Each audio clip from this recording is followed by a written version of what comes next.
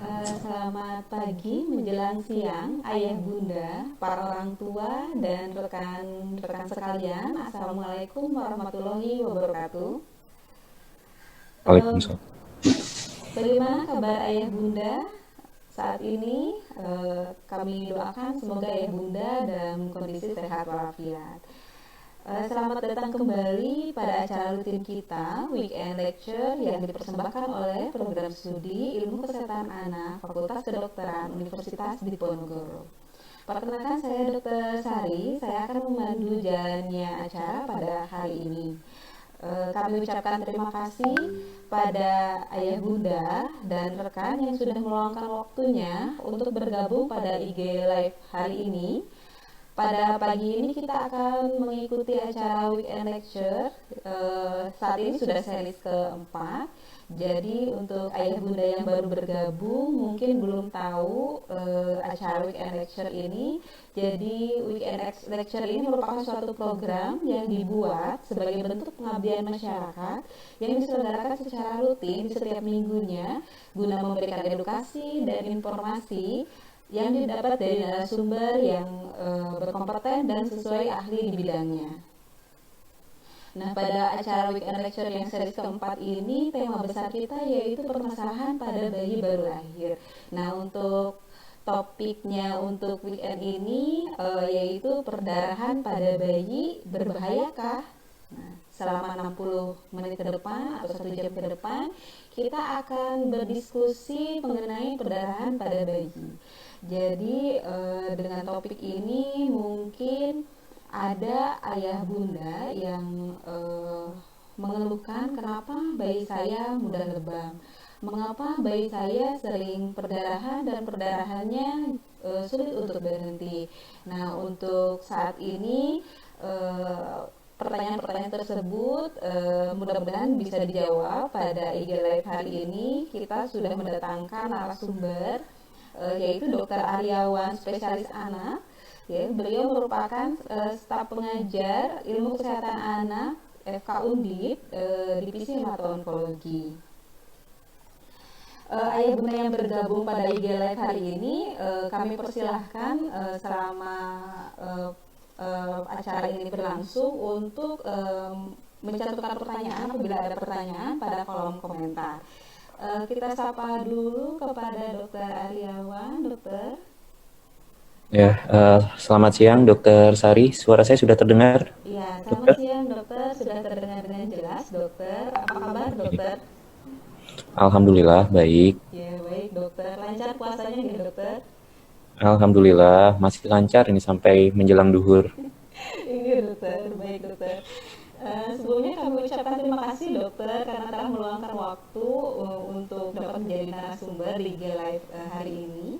Topik kali ini kita ada topik mengenai perdarahan pada bayi dokter.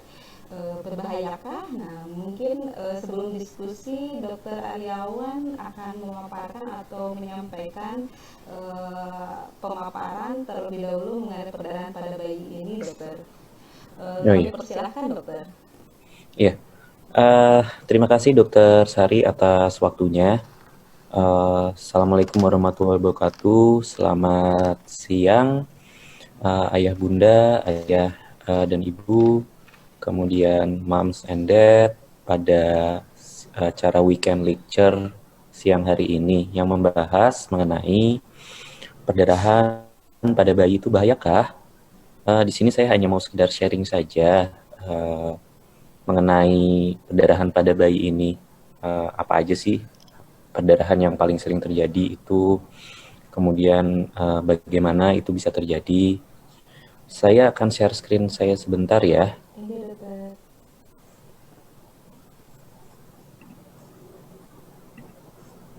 Oke,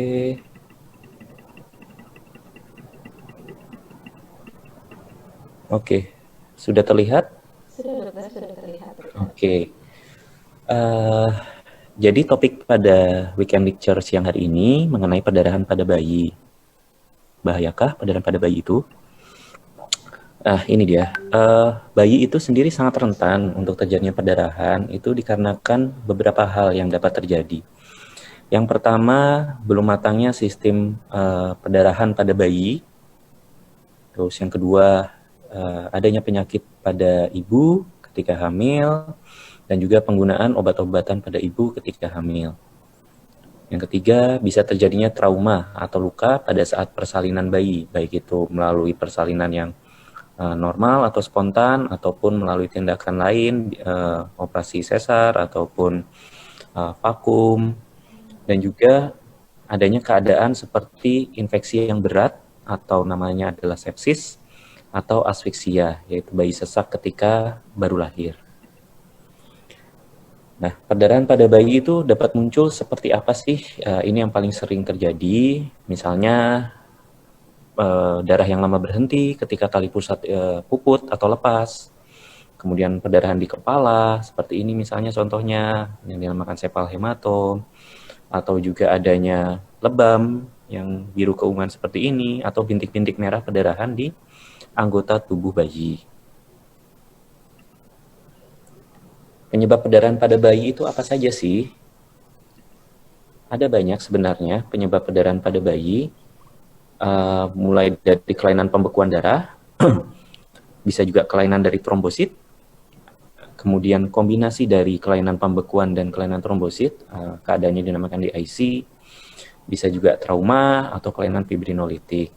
Di sini akan saya bahas adalah kelainan pembekuan, karena ini yang paling sering terjadi dan bisa terjadi pada anak yang lahir sehat-sehat saja. Oke, kelainan pembekuan darah atau koagulasi itu bisa kelainannya itu didapat, seperti misalnya kekurangan vitamin K atau defisiensi vitamin K, penggunaan obat-obatan pada ibu ketika hamil, atau kelainan yang sifatnya bawaan atau diturunkan. Misalnya ada namanya penyakit von Willebrand, atau hemofilia. Mungkin ayah bunda sering mendengar mengenai hemofilia ini, sudah pernah mendengar minimal. Di sini saya jelaskan bagaimana sih kekurangan vitamin K itu dapat menyebabkan perdarahan. Jadi vitamin K itu sendiri adalah vitamin yang memiliki peran dan fungsinya itu dalam proses pembekuan darah. Bagaimana bila kekurangan vitamin K? Bila kekurangan vitamin K itu akan membuat bayi rentan mengalami perdarahan. Dari beberapa penelitian sendiri sudah dikatakan bayi yang kekurangan vitamin K itu memiliki resiko 81 kali lipat untuk terjadi perdarahan dibandingkan bayi yang tidak mengalami kekurangan vitamin K. Kenapa bayi baru lahir itu memiliki kadar vitamin K yang rendah? Itu disebabkan oleh karena yang pertama, belum berkembangnya bakteri baik penghasil vitamin K dalam usus bayi. Yang kedua adalah asupan vitamin K itu tidak diserap oleh plasenta dengan baik saat berada di dalam kandungan. Nah, kapan sih waktu terjadinya perdarahan? Jadi secara garis besar, apabila kekurangan vitamin K itu, waktu terjadinya perdarahan ada 3. Kita sebut yang pertama adalah awitan awal. Ini biasa terjadi hari-hari pertama setelah lahir. Dan biasanya perdarahannya itu sendiri sifatnya berat. Bisa perdarahan saluran cerna, misalnya bayi mendadak tiba-tiba muntah darah, buang air besarnya berdarah, atau bisa juga perdarahan otak. Ini biasanya akan bayi tiba-tiba menjadi kejang.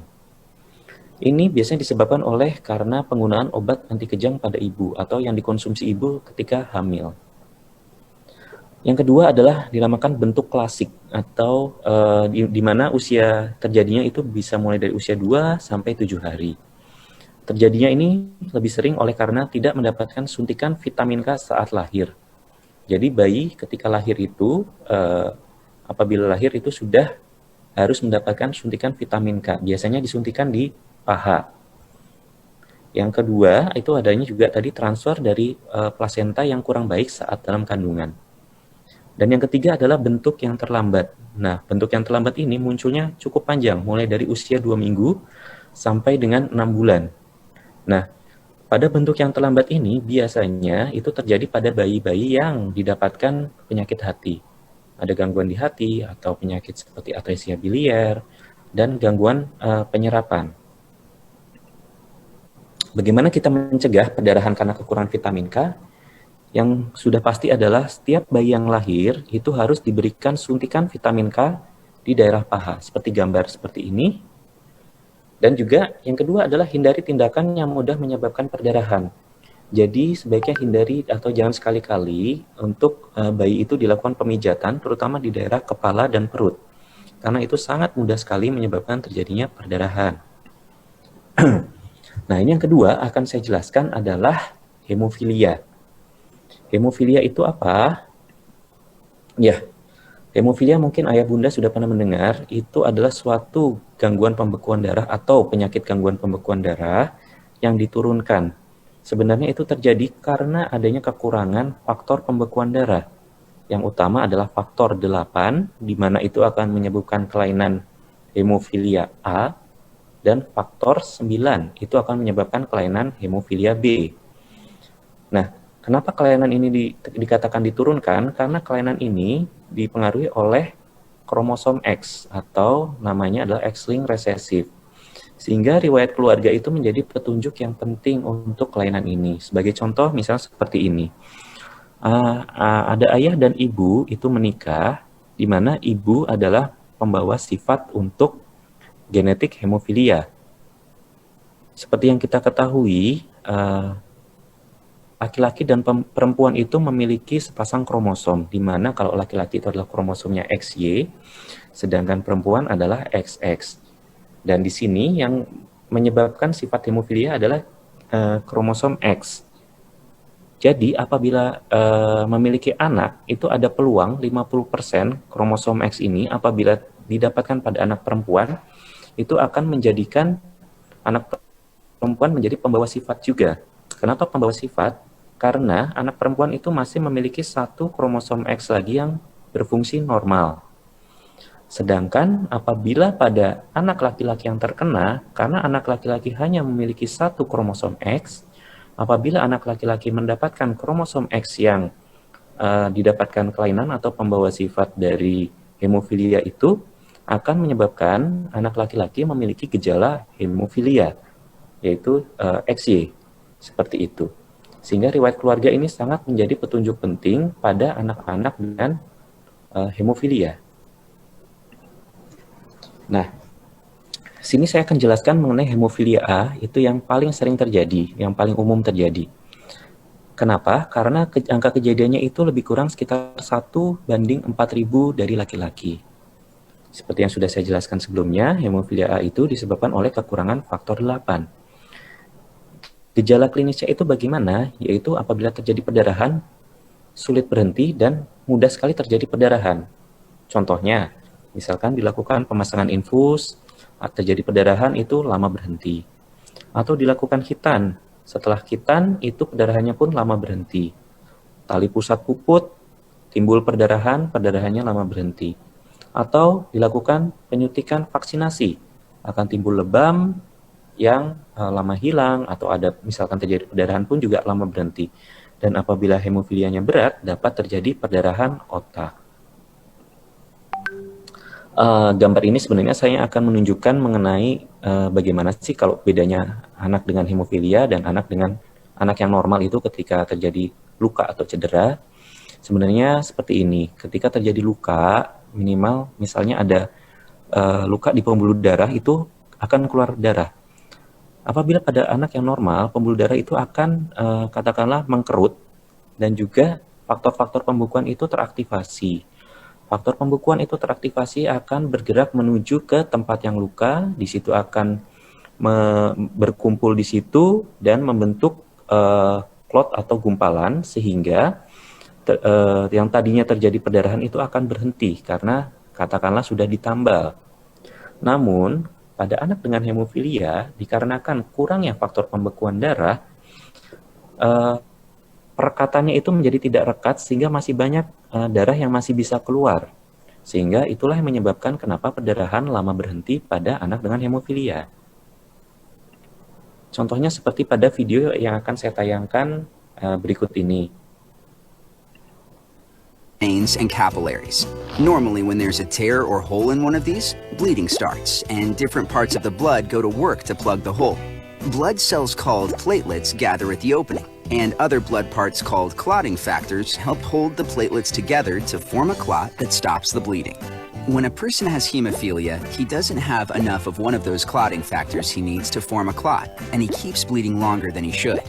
Each person with hemophilia is missing one of two. Oke, pada gambar yang pertama ini di sini ditunjukkan apabila anak dengan hemofilia seperti yang dilihat ini, itu perkataannya itu untuk menghentikan perdarahan tidak dapat terbentuk dengan baik karena ada faktor yang hilang sehingga perdarahan akan terus terjadi dan menyebabkan perdarahan lama berhenti. Di video yang kedua ini, contoh seperti bentuk perdarahan yang dapat terjadi ketika misalnya anak sudah dewasa. Treatment. Ow! Having hemophilia means you'll bleed longer than you should if you get cut. But you don't have to have a cut to have a bleed. Sometimes, especially when you're active, the tiny capillaries inside a person's body will bleed, causing a bruise. Ya. Pada yang video kedua ini, misalkan teriris, itu juga akan menyebabkan perdarahan lama berhenti. Atau ketika bayi atau anak sudah mulai aktif bergerak, tiba-tiba bisa terjadi lebam-lebam pada anggota gerak. Atau terjadi bengkak pada sendi lutut. Seperti itu. Pengobatan hemofilia bagaimana sih yang dapat dilakukan? Oke. Karena penyebab hemofilia itu sendiri adalah kurangnya faktor pembekuan darah, jadi yang terapinya adalah mengganti faktor darah yang kurang tersebut. Misalkan hemofilia A, tadi karena yang kurang adalah faktor 8, maka diganti dengan pemberian konsentrat faktor 8. Sedangkan hemofilia B, karena yang kurang adalah faktor 9, diberikan penggantian konsentrat faktor 9. Lalu bagaimana apabila anak terjadi lebam, perdarahan, atau bengkak pada sendi? Di sini ada singkatannya adalah RICE, RICE beras, yaitu R yang pertama adalah rest, istirahatkan anak. Yang kedua adalah ICE, ini diletakkan S di daerah yang bengkak atau lebam, dan kemudian compression di sini, dan yang terakhir adalah elevation, diposisikan lebih tinggi dari daerah yang mengalami luka atau bengkak tersebut. Nah, ini yang menjadi pertanyaan, apakah hemofilia dapat dicegah? Sampai saat ini, itu tidak ada cara untuk mencegah terjadinya hemofilia pada anak apabila anak memang mewarisi genetik hemofilia tersebut. Sehingga anak yang mewarisi genetik hemofilia tersebut akan menghasilkan faktor pembekuan yang lebih sedikit dari seharusnya. Yang harus dilakukan itu bagaimana? Riwayat keluarga harus ditelusuri. Apakah kira-kira ada keluarga misalkan paman atau kakek yang memiliki riwayat misalnya ketika cabut gigi atau hitan dulu perdarahan lama berhenti, atau misalkan ada keluarga yang anak laki-lakinya meninggal di usia masih bayi, itu menjadi pertimbangan untuk melakukan screening. Ada salah satu cara lagi, tapi ini masih sulit dilakukan di Indonesia, yaitu adalah pemeriksaan genetik.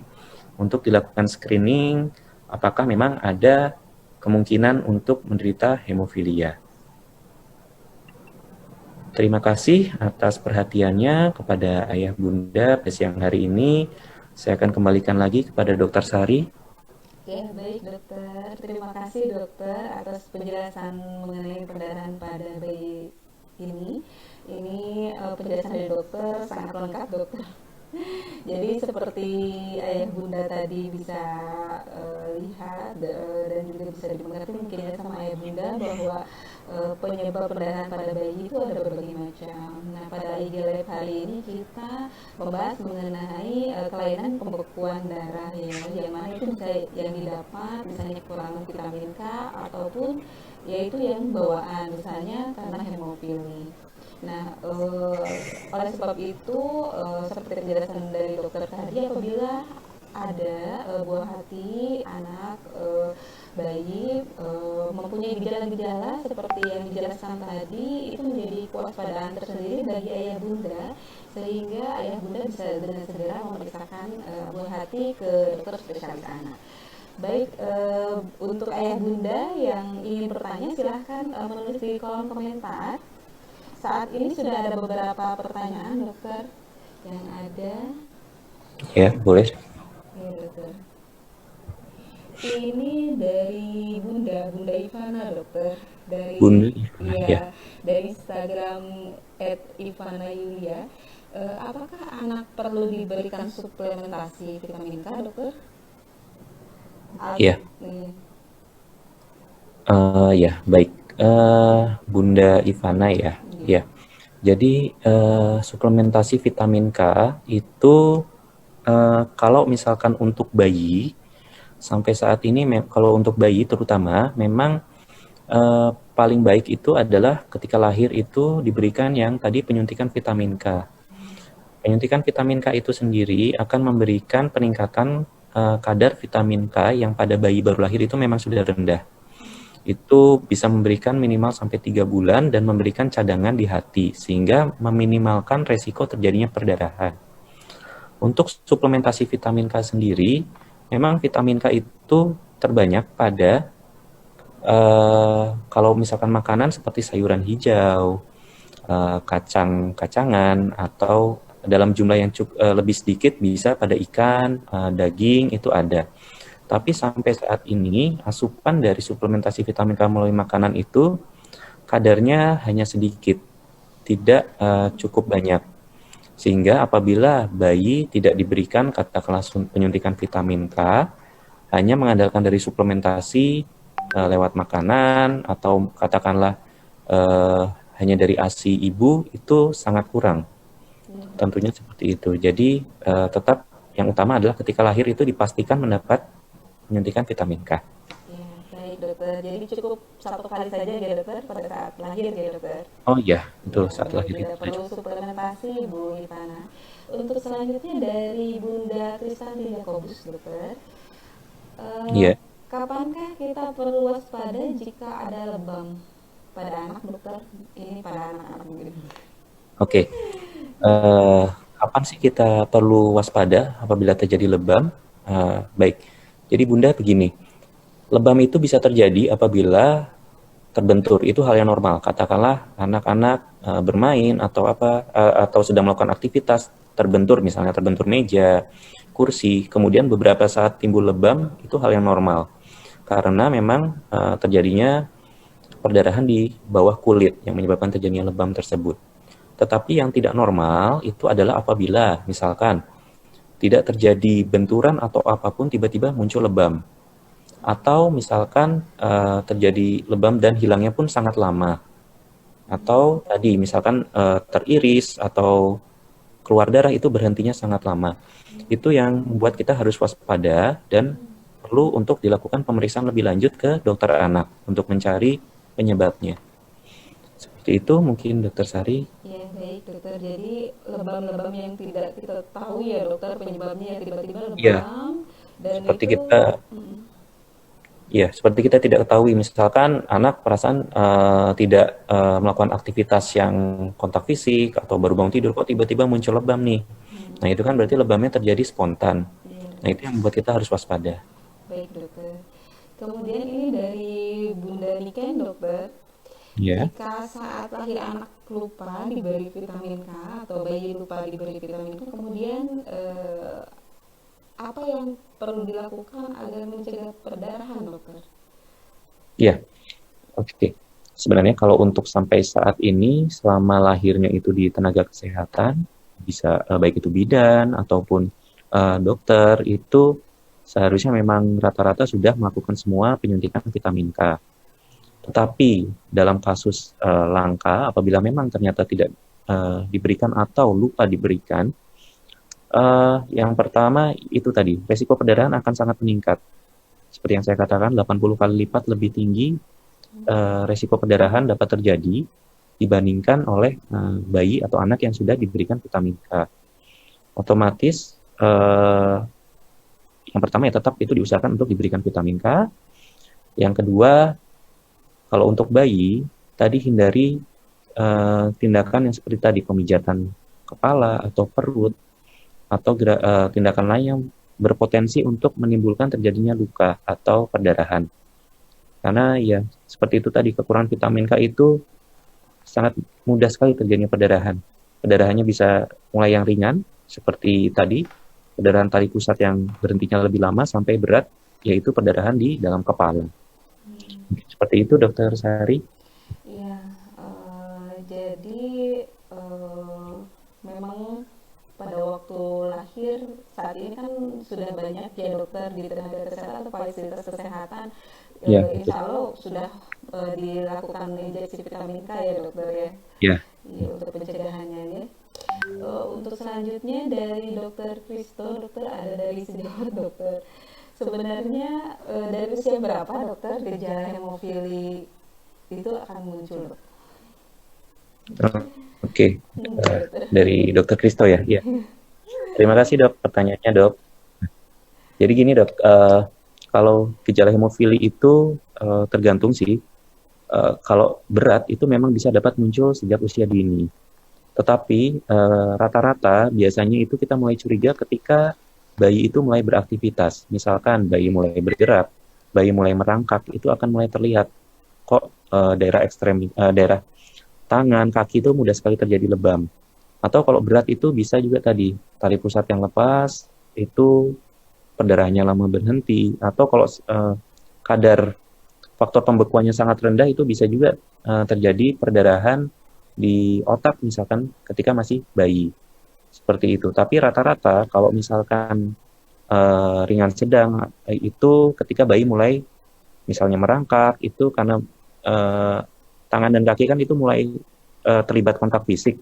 Nah, itu akan mulai muncul lebam-lebam, kalaupun terjadi lebam juga lama sekali hilangnya. Seperti itu mungkin. Ya. Dok. Baik dokter, terima kasih dokter penjelasannya. Untuk selanjutnya ini ada pertanyaan dokter dari Instagram, sebenarnya ini Bunda dokter, Bunda Laila Yeah. Sapitri 96. Itu apakah anak dengan hemofili bisa disunat dokter? Kalaupun disunat itu disunatnya di mana nih dok? Oke. Nah, ini pertanyaan yang bagus. Jadi bagaimana dengan anak yang sudah memang dikatakan hemofili, itu untuk melakukan tindakan baik itu sunat ataupun cabut gigi memang tidak bisa sembarangan. Kenapa? Karena sebelum dilakukan tindakan tersebut itu harus diperiksa dulu faktor 8, faktor pembekuannya. Misalkan hemofilia A itu yang paling umum ya, paling umum kan hemofilia A itu faktor 8 itu harus diperiksa dulu. Diperiksa kadarnya berapa, karena ketika setiap akan melakukan tindakan baik itu misalnya sunat, cabut gigi, operasi dan lain itu ada kadar minimal yang harus dicapai agar perdarahan yang terjadi itu tidak lama berhenti. Dalam arti cukup faktor pembekuan dalam tubuh itu menghentikan perdarahan tersebut. Sehingga otomatis tindakan tersebut tidak bisa dilakukan di sembarang tempat. Sebaiknya memang anak dengan hemofilia bila akan melakukan seperti hitran atau cabut gigi itu di rumah sakit besar yang dapat melakukan pemeriksaan tadi kadar faktor 8 dan juga dapat melakukan pemberian faktor 8 atau faktor 9 tadi. Seperti itu dok. Ya baik, itu jawabannya Bu Laila. Jadi anak hemofili tergantung dari hemofilinya A atau B, nanti dilakukan pemberian faktor, pengecekan dulu faktor pembekuannya, baru nanti bisa ditentukan bisa disunat atau dilakukan pemberian tambahan terlebih dahulu ya dokter faktor pembekuannya. Ya, betul, Oke. betul sekali. Jadi dipersiapkan terlebih dahulu.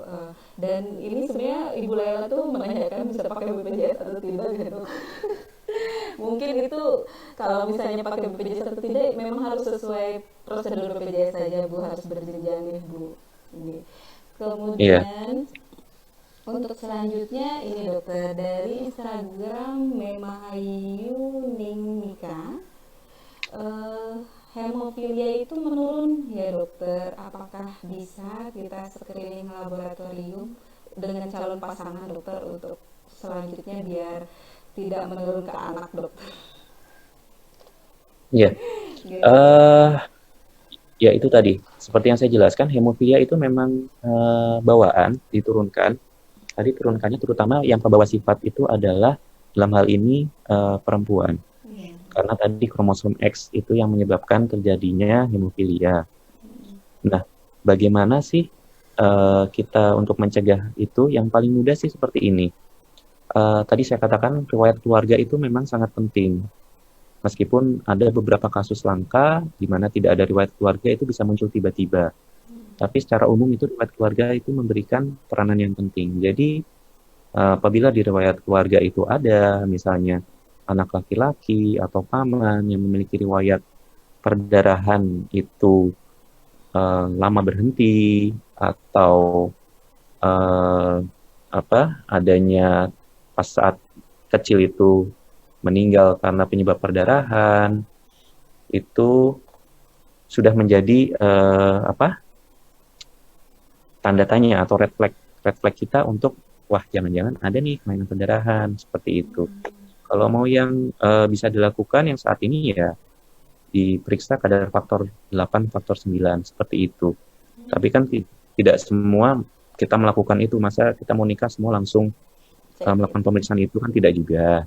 Tapi memang yang utama itu ditelusuri dulu di keluarga ada nggak yang seperti itu. Kalau memang tidak ada, ya kemungkinannya lebih kecil. Meskipun tadi saya katakan ada juga kasus langka di keluarga tidak ada riwayat, tapi tiba-tiba bisa terjadi itu kasus hemofilia. Ya. Mungkin seperti itu, tertarik? Iya, baik dokter. Menyambung pertanyaan tadi, dokter, ini ada juga dari Bunda Ajrin, itu menanyakan kalau misalnya dari keluarga sudah ada yang hemofilia, dokter. Kemudian ada bayi yang lahir dari keluarga tersebut, apakah bayi tersebut harus dilakukan screening, dokter?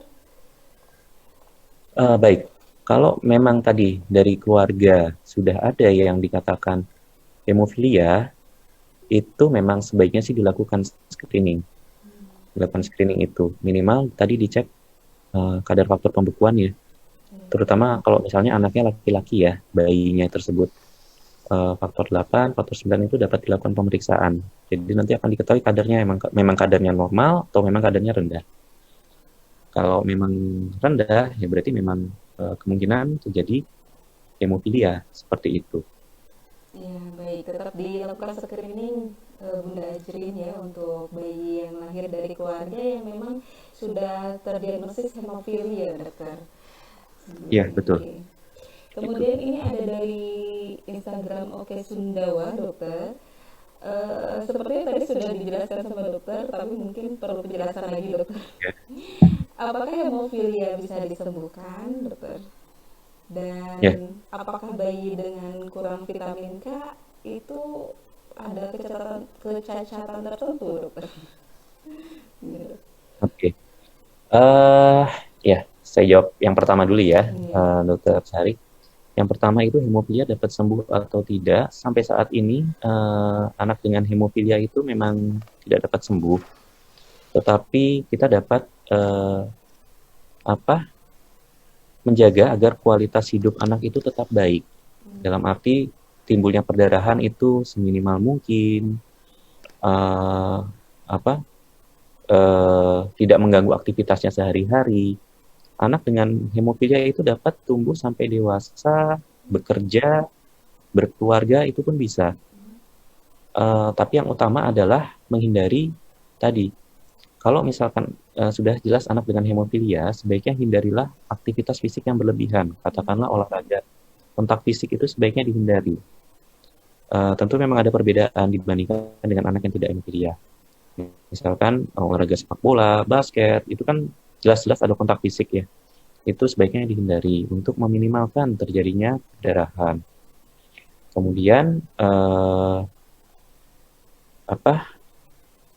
tadi pemberian terapi seperti faktor 8, faktor 9 itu dapat diberikan untuk pencegahan sebelum terjadinya perdarahan terjadi. Itu bisa dapat rutin diberikan untuk memantau juga tadi kadar faktor 8-nya nih. Kalau cenderung rendah itu dapat diberikan untuk menjaga agar kadar aman supaya tidak terjadi perdarahan. Kemudian untuk yang tadi vitamin K ya? Vitamin K, apakah ada kemungkinan kecacatan tertentu? Baik, cacatan ini mungkin yang bisa saya jelaskan seperti ini. Anak dengan bayi dengan kekurangan vitamin K itu bisa juga terjadi perdarahan di kepala, ya. Ketika terjadi perdarahan di kepala dalam hal ini perdarahan otak, itu resiko untuk terjadinya dalam hal ini kecacatan itu cukup tinggi karena ada Perdarahan di otak itu dapat menimbulkan efek di kemudian hari.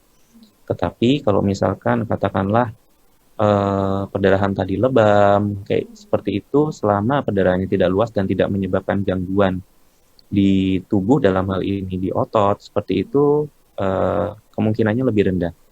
Tapi yang paling tinggi untuk bisa menyebabkan terjadinya kecacatan adalah perdarahan otak. Itu yang paling besar kemungkinannya terjadi kecacatan. Seperti itu, Dokter Sari. Iya, baik dokter. Jadi karena memang kurang vitamin K ini mengganggu pembekuan darah daripada anak, jadi tergantung nanti timbul perdarahannya gitu dokter, tempatnya di Ya, mana gitu. ya, Kecacatan paling tinggi kalau misalnya perdarahannya di otak gitu dokter. betul, Gitu. betul sekali. Eh, ada pertanyaan lagi dokter dari Bunda seperti Bunda Andina FM dari Instagram Andina FM. Ya, Eh, apakah ada kondisi bayi yang tidak boleh disuntik vitamin K, dokter? Ataukah semua bayi memang wajib, dokter, disuntik vitamin oke. K? Sampai saat ini, Bunda Andina, semua bayi itu yang lahir sudah wajib diberikan untuk penyuntikan vitamin K. Jadi begitu lahir, itu ada batas waktunya sekitar 6 jam itu masih bisa, tapi sudah harus diberikan vitamin K. Karena memang bila tidak diberikan itu resikonya itu lebih tinggi. Katakanlah efek buruknya, dampak yang tidak diberikan itu lebih tinggi. Tadi perdarahannya bisa terjadi mulai dari yang ringan sampai yang berat. Jadi sampai saat ini di Indonesia sendiri, semua bayi yang lahir itu diberikan penyuntikan vitamin K di paha ketika lahir. Seperti itu. Jadi itu merupakan suatu prosedur yang harus kita lakukan ya, Ya, dokter, dalam menolong persalinan. Siapapun tenaga kesehatan yang menolong persalinan wajib untuk memberikan suntikan vitamin K ya, dokter. betul. Kemudian ini ada dari Bu Bidan, dokter, dari Ya, Instagram Bidan Desa Doplang. Ini bertanya, apabila dalam persalinan, kapan kita curigai bayi tersebut kurang vitamin K, dokter? Mungkin baru lahir sudah dapat gimana? kita curigai kan, Gimana? dokter? Baru lahir? Oke. Ya, baik. Intinya semua bayi yang baru lahir itu pasti akan kadar vitamin K dalam tubuhnya itu sangat rendah. Ya. Kenapa? Yang tadi yang utama, bakteri baik penghasil vitamin K di usus bayi itu belum berkembang dengan sempurna. Kemudian resiko penyaluran vitamin K lewat transfer lewat plasenta itu rendah pada bayi. Terlebih apabila misalkan ibu selama hamil itu mengkonsumsi obat anti kejang, itu akan semakin menurunkan penyerapan vitamin K untuk bayi. Jadi otomatis ketika bayi lahir itu kan tadi wajib diberikan penyuntikan vitamin K karena memang semua bayi yang lahir itu pasti kadar vitamin K-nya akan rendah. Jadi kalau tidak diberikan resikonya tadi besar terjadi perdarahan. Jadi tidak hanya pada bayi-bayi tertentu saja, tapi semua bayi mau berat lahirnya rendah ataupun berat lahirnya pun cukup, itu kadar vitamin K-nya sama-sama rendah. Iya, dokter. Seperti itu, Dokter Sari. Iya dokter, baik dokter, tadi sudah dijelaskan ya dokter sebenarnya dari awal ya dokter, untuk bayi-bayi baru lahir memang kondisinya pasti kurang vitamin K ya dokter. Makanya pada saat persalinan, menolong persalinan, Ya. pada saat menolong bayi kita harus memberikan suntikan vitamin K kepada bayi. Baik dokter, untuk selanjutnya dari Bunda juga, ini apabila anak sering mimisan, apakah bisa kita curigai itu suatu gejala hemofili, dokter? Baik. Kalau untuk anak yang mimisan itu merupakan problem yang sering terjadi. Rata-rata anak usia balita itu beberapa kali pernah mengalami mimisan, dan itu yang membuat atau meningkatkan kekhawatiran orang tua ketika terjadi mimisan. Tetapi yang harus diperhatikan, mimisan itu sendiri penyebabnya bisa bermacam-macam. Bisa mulai dari penyebab memang ada pembuluh darah di daerah sekitar hidung sini yang memang mudah sekali pecah atau rapuh, atau memang juga ada kelainan tadi trombosit salah satunya, kadar trombosit yang rendah, atau yang ini memang kelainan pembekuan darah. Hemofilia masuk ke dalam yang kelainan pembekuan darah ini. Nah, kapan kita harus curiga apabila mimisan tersebut, oh ini ada suatu kelainan yang perlu dilakukan pemeriksaan lebih lanjut nih, atau jangan-jangan ini hemofilia nih. Yang pertama, apabila mimisan tersebut berhentinya lama sekali. Apabila terjadi mimisan, itu normal akan berhenti dalam waktu sekitar 5 menit itu sudah berhenti.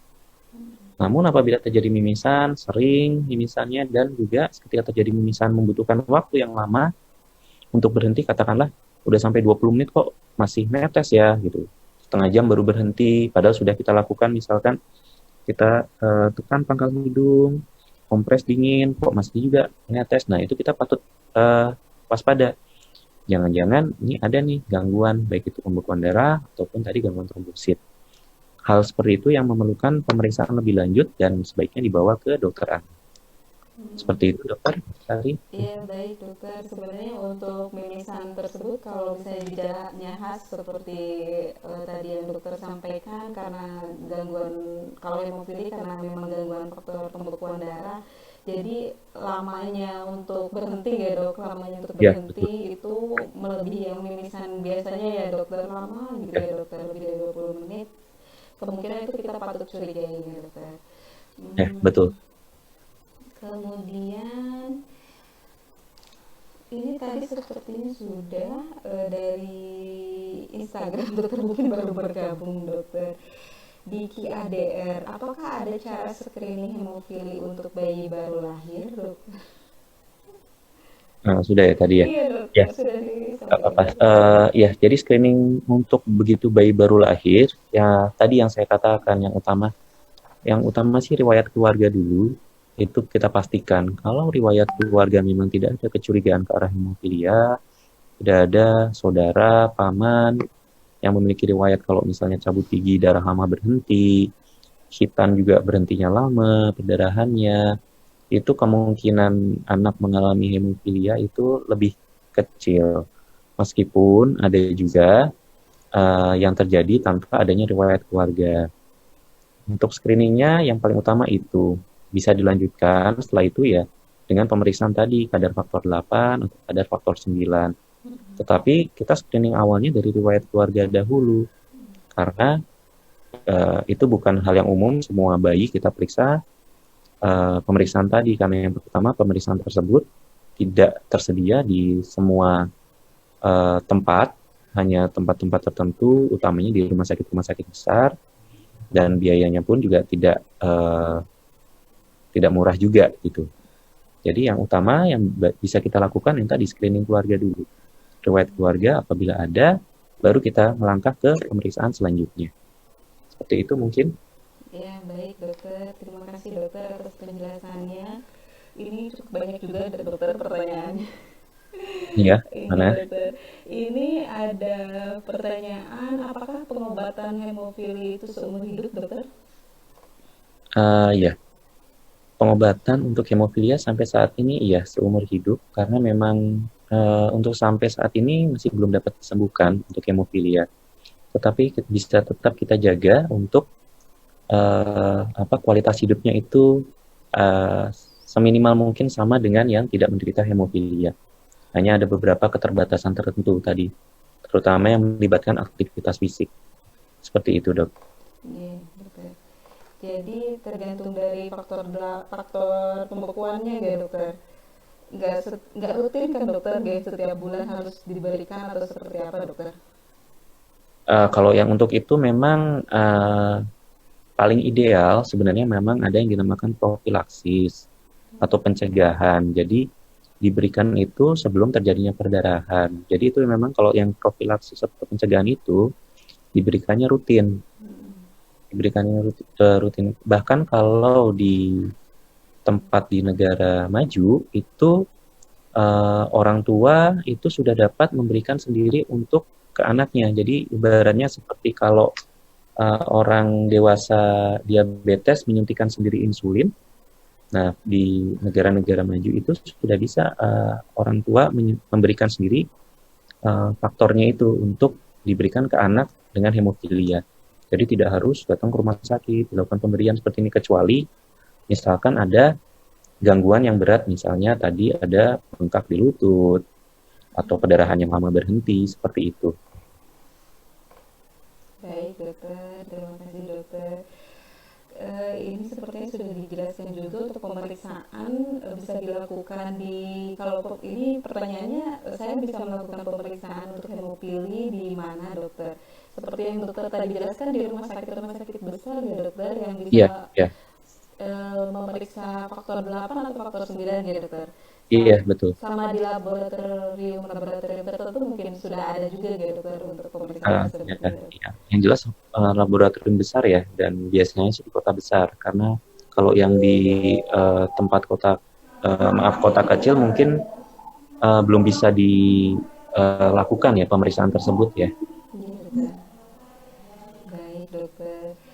Kemudian ini ada pertanyaan juga dokter dari Bunda ini, apakah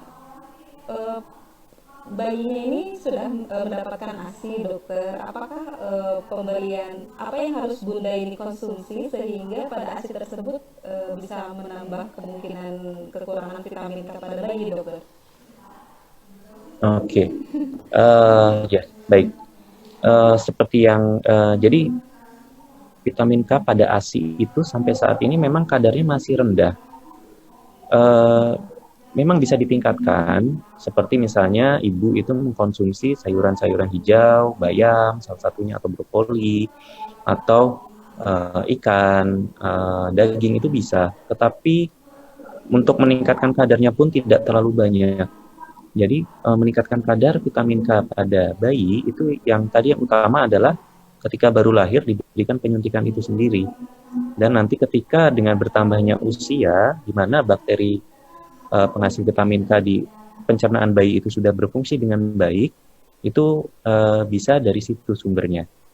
Tapi sampai saat ini memang kadar vitamin K melalui ASI itu tidak terlalu tinggi untuk mencegah supaya bayi tidak kekurangan vitamin K. Ini dalam kasus misalnya tidak diberikan penyuntikan ya, Dokter Sari ya. Iya dokter. Seperti itu. Iya dokter, jadi memang kandungan ASI pun sudah dilakukan penelitian mungkin ya dokter, bahwa vitamin K memang kandungannya sedikit ya dokter, mau diberikan diet seperti apapun memang kondisinya memang sedikit dari ASI ya dokter. Ya, bisa meningkat tapi tidak terlalu signifikan, dokter. Iya dokter. Jadi walaupun seperti itu, misalnya pasien atau bayi belum mendapatkan vitamin K, otomatis pasien tersebut atau bayi tersebut kita lakukan injeksi vitamin K ya dokter. Misalnya umurnya 1 minggu atau 2 minggu belum ada disuntik vitamin K. Sebaiknya iya. Sebaiknya iya. Meskipun tadi ya hampir sebagian besar itu sudah pasti dilakukan penyuntikan vitamin K. Tapi misalkan di daerah misalnya terpencil, mungkin yang ketika stok vitamin K itu sedang tidak ada, atau misalkan masih ada yang misalnya lahir dengan dukun bersalin, itu resikonya ada kemungkinan tidak diberikan vitamin K ketika baru lahir. Nah, itu mau tidak mau ya harus kita berikan gitu untuk mencegah terjadinya perdarahan tadi. Baik dokter. Kemudian ini ada dari Bunda Syarifah Ratu, ini dari Lampung dokter. Okay. Ini menanyakan, sebenarnya ini tadi sudah dokter jelaskan ya dokter, anak yang mimisan sekali atau tiba-tiba kemudian tidak lama, jika bukan karena hemofili penyebabnya apa ya dok? Bisa karena pembuluh darah yang rentan gitu ya dokter di daerah hidung gitu. Ya itu tadi yang saya bilang, ketika terjadi mimisan itu penyebabnya bisa ada beberapa, kelainan di pembuluh darahnya, kemudian kelainan pembekuan darahnya, juga kelainan trombosit. Kalau misalkan tadi kelainan ternyata di pembuluh darah, yaitu tadi pembuluh darah itu lebih rapuh dan mudah sekali pecah. Kadang misalnya terjadi trauma pun itu bisa, atau tidak pun juga misalnya hanya kadang muncak-muncak seperti ini, tahu-tahu mimisan, atau misalnya no speaking atau bahasa kerennya ngorek-ngorek hidung lah. itu juga bisa memicu terjadinya mimisan. Nah, tapi kalau misalnya penyebabnya tadi karena masalah pembuluh darah, yaitu tadi mudah sekali berhentinya itu tidak akan lama, tidak akan sampai 20 menit baru berhenti. Biasanya 5 menit dengan penekanan di pangkal hidung, kompres dingin, itu sudah cukup untuk memberhentikan perdarahan tersebut. Seperti itu, Dokter Sari. Ya, baik. Begitu Bu Ratu ya dari Lampung ini. Jadi penyebabnya kalau bukan hemofili bisa dari karena kelainan pembuluh darah tadi ataupun karena kekurangan trombositnya. Kemudian pertanyaan selanjutnya dokter dari Jesse.92, Instagram Jesse.92. Apakah hemofili gejalanya sama dokter dengan leukemia dokter? Dengan apa, maaf? Leukemia dokter. Oh, leukemia. Iya dokter. Oh, ya. Ya, intinya sebenarnya kalau gejala itu perbedaannya di sini. Kalau hemofili itu kan kelainannya masalahnya di gangguan pembekuan darah. Gangguan pembekuan darah itu berarti ketika terjadi perdarahan akan lama berhentinya. Karena tadi yang harusnya luka tersebut akan bisa terhenti dengan merekat tadi faktor pembekuan darah itu membentuk kayak untuk merekatkan ini supaya perdarahan tidak keluar lagi. Tapi karena ada kurangnya faktor tersebut, jadi perdarahan lama berhenti, mudah terjadi perdarahan. Sedangkan leukemia itu sendiri, itu kan terjadi karena pertumbuhan sel yang tidak terkontrol. Dalam hal ini sel darah putih utamanya. Dan seringkali sel darah putih ini menyebabkan gangguan juga di sumsum tulang. Nah, apabila sudah terjadi gangguan di sumsum tulang, seperti yang kita ketahui, sumsum tulang itu memproduksi sel darah, baik itu sel darah merah, atau trombosit, atau sel darah putih. Nah, karena ada gangguan di sumsum tulang tersebut, gejalanya itu mungkin miripnya tadi, mudah terjadi lebam, iya bisa pada leukemia itu bisa terjadi lebam, tahu-tahu mimisan, atau gusi berdarah, tetapi itu karena salah satu saja, salah satunya karena tadi gangguan di trombositnya, misalkan. Tapi bisa juga disertai dengan yang lain, karena ada seperti gangguan di sel darah merahnya tadi, anak jadi pucat, mudah lemah, terus udah gitu mudah lelah, atau kelihatan anak lebih mudah sakit, anak sering demam, sering mengeluh adanya nyeri-nyeri tulang atau nyeri otot. Jadi tidak hanya, kalau pada leukemia tidak hanya gangguannya sifatnya yang tadi, kelainan perdarahan, hanya mimisan atau muncul lebam-lebam saja, tapi biasanya disertai dengan yang lain. Penurunan berat badan itu juga bisa, atau kadang bisa ada timbul benjolan di daerah perut atau di leher, itu juga bisa. Mungkin seperti itu perbedaannya, Dokter Sari. Ya, jadi sangat berbeda sekali ya Bunda Jessi antara gejala dari hemofili dan juga leukemia. Jadi kalau leukemia itu akan sangat banyak sekali gejalanya karena bukan trombosit saja yang terganggu, bukan faktor pembekuan darah seperti hemofili. Ya, jadi semua sel darah lain juga terganggu. Akan banyak gejala lainnya untuk leukemia. Kemudian ini dari Instagram Nina GI 91 dokter. Selain perdarahan, apakah ada bahaya yang lainnya dokter yang mengancam anak hemofili dokter?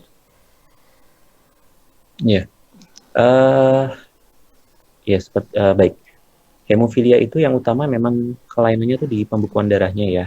Nah, jadi kan kalau terjadi perdarahan lama berhenti. Yang bahayanya ya memang efek dari perdarahan yang lama berhenti itu. Misalkan anak sering sekali terjadi mudahnya tadi bengkak di lutut oleh karena tadi adanya luka atau perdarahan di dalam lutut itu sendiri.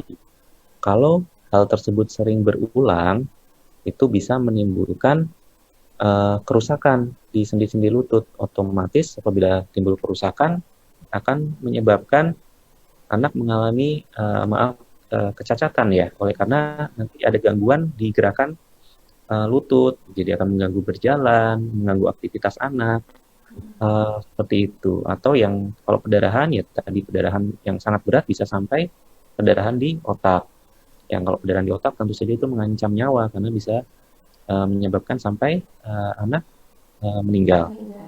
Seperti itu. Ya, baik dokter. Kemudian ini dokter ada pertanyaan mengenai ini sepertinya sudah dijelaskan sama dokter di penjelasan sebelumnya ya dokter. Penanganan awal pada anak hemofili apabila terjadi perdarahan mungkin pada kakinya mungkin ada perdarahan seperti apa dok? Yang rise tadi Oke. ya dokter? Ya, betul. Tadi apa ya? Singkatannya jembatan keledainya itu RISE. RISE atau bahasa Inggrisnya beras ya. R yang pertama jelas anak diistirahatkan, rest. Terus yang kedua ice itu diletakkan kompres dingin pada daerah yang mengalami bengkak tadi atau luka. Terus C itu compression, yaitu dilakukan penekanan atau bebat tekan. Dan yang terakhir E itu elevate atau anggota tubuh yang terdampak itu diposisikan lebih tinggi agar untuk mengurangi terjadinya perdarahan yang lebih hebat. Yang utama itu apabila sudah dilakukan itu segera bawa ke rumah sakit terdekat untuk dilakukan. Kalau memang anak dengan hemofilia sampai terjadi perdarahan sudah pasti kadar faktor pembekuannya itu di bawah normal atau rendah sehingga perlu diberikan terapi pengganti tadi. Tambahan dari faktor pembekuannya ya dokter. Ya, betul sekali. Berarti yang bisa dilakukan bunda atau ayah di rumah yaitu yang tadi jembatan keledai tadi ya dok. Rais ya dokter, diistirahatkan anaknya, jangan panik ya dokter. Ya. Jangan panik, kemudian segera dikompres dengan dingin ya dokter. Ya, Kemudian pasti. dielevasikan ya atau lebih diangkat daerah yang pendarahan tersebut. Ya, Gitu. betul. Kemudian ini dokter mengenai gejala perdarahan karena defisiensi vitamin K dokter, apakah gejala tersebut hanya dapat terjadi pada awal kehidupan bayi dokter atau bagaimana dokter? Gitu. Oke. Baik.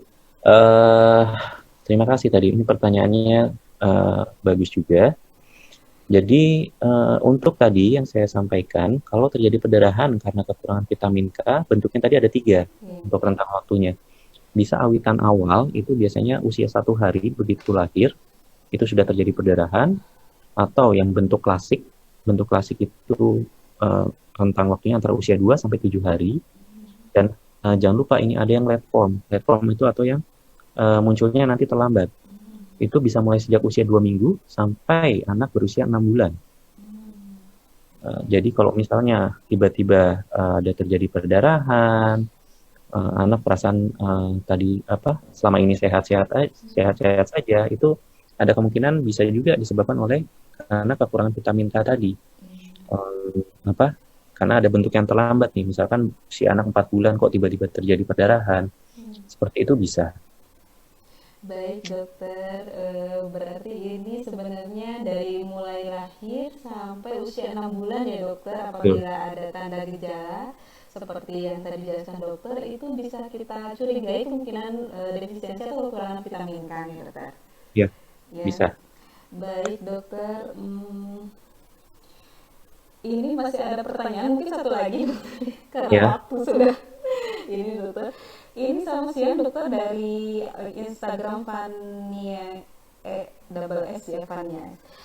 Selamat siang dokter, izin bertanya apakah pada anak hemofili bisa terjadi perdarahan pada saluran kencing dokter, dan pengobatannya bagaimana ya dokter?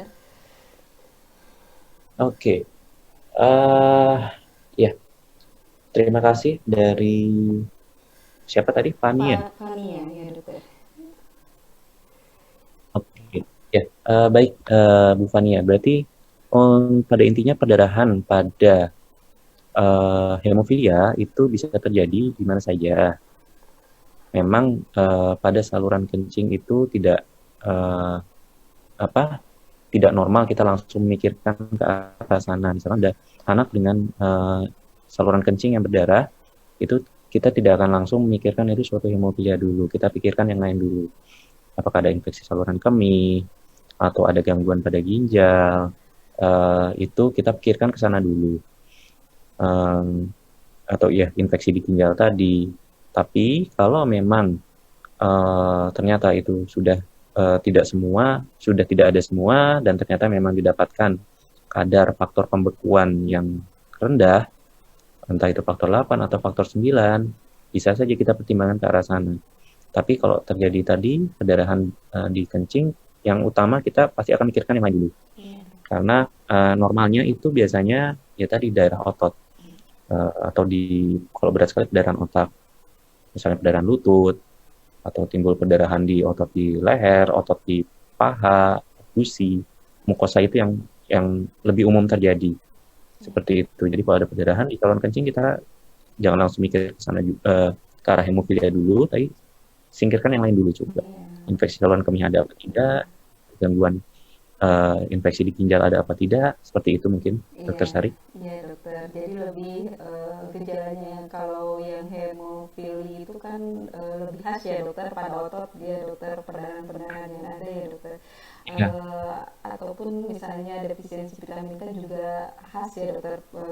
Berbeda dengan kalau misalnya pendarahan pada kencing ini kan banyak sekali ya dokter yang kemungkinan bisa kita dapatkan ya dokter. Paling tahu mungkin kita curigai dulu infeksi saluran kencing, baru ke yang lainnya disingkirkan terlebih dahulu ya dokter. Baik dokter, ini masih ada pertanyaan, tapi kita ini sudah 1 jam dokter. Ya dokter, jadi mohon maaf pada ayah bunda yang mungkin pertanyaannya belum terjawab pada IG Live hari ini. Kita ini sudah tidak terasa hampir 1 jam lebih mungkin ya dokter. Sudah berdua. Iya dokter, berdiskusi dengan ayah bunda dan rekan-rekan sekalian di Instagram. Jadi banyak sekali ilmu yang telah kita dapatkan ya pada saat IG Live ini. Jadi sebelum kita tutup mungkin ada take home message dari Dokter Aryawan untuk ayah bunda di rumah. Take home message dari saya untuk ayah bunda, intinya perdarahan pada bayi itu dapat dan mudah terjadi. Perdarahan tadi sifatnya ada, bisa mulai dari perdarahan di kepala, perdarahan di daerah dada, atau perdarahan daerah kaki, anggota tubuh, dan perdarahan di tempat lainnya. Pemberian vitamin K itu sangat penting. Rata-rata sudah diberikan semua ketika lahir.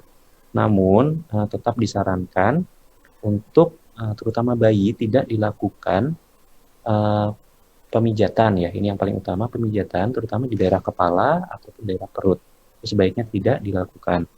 Kemudian untuk kasus dengan hemofili sendiri, memang sampai saat ini belum ada obat untuk menyembuhkan hemofilia. Namun hemofilia sendiri itu bisa tumbuh kembang tetap dengan optimal. Namun tetap ada pembatasan yang dilakukan, seperti halnya olahraga yang melibatkan aktivitas fisik. Tapi tetap dapat beraktivitas dengan normal di lain hal itu.